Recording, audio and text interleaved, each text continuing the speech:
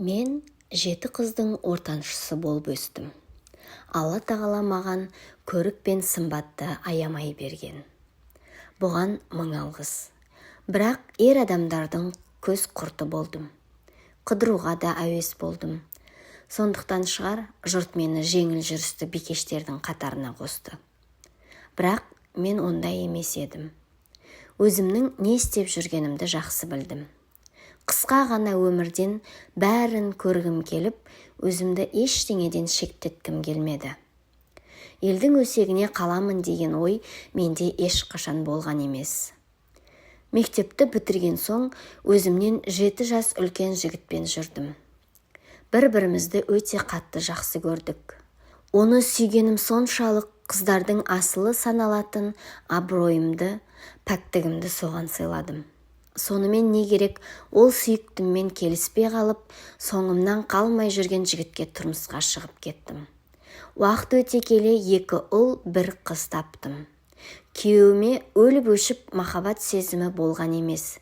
Тек сүйгеніме ерегісіп шыға салдым.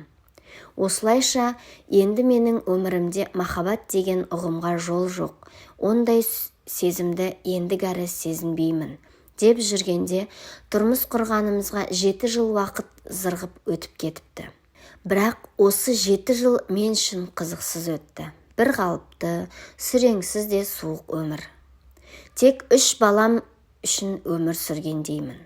Мен сол өміріме көнгендей болғанмын. Бірақ жүрек шіркін көне алмапты. Күндердің күнінде күйеуімнің досына ғашық болдым.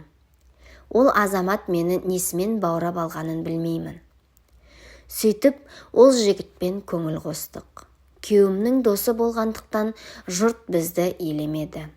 Көңілдес екенімізді ешкім білген жоқ.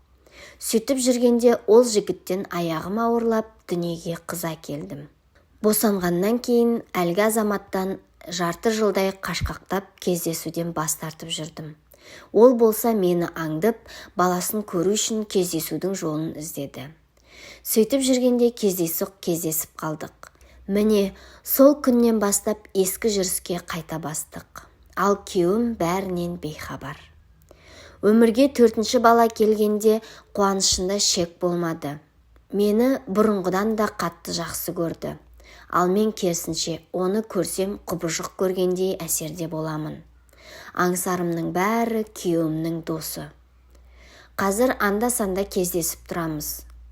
Ол маған, сені 3 балаңмен аламын, 4-шісі онсыз да өз балам дейді.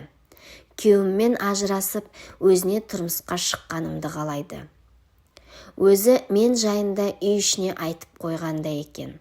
Бірақ мен оның отбасынан қатты қорқамын, ұяламын, ыңғайсызданамын. Ертең мені қабылдамай қойса қайтемін. Ал өзімнің күйеуім бұл жайында әлі білмейді. Егер ол естісе не боларын кім білсін. Я, сұмдық. Бірақ әйтеуір күндердің күнінде бар шындықты білері анық. Өзімнің қателік жасағанымды жақсы білемін. Күнәлі екенімді де білемін. Бұл жүрісімнің түбі жақсылыққа апармайтынын да білемін. Енді не істесем болады? Ақылдарыңызды айтсаңыздар.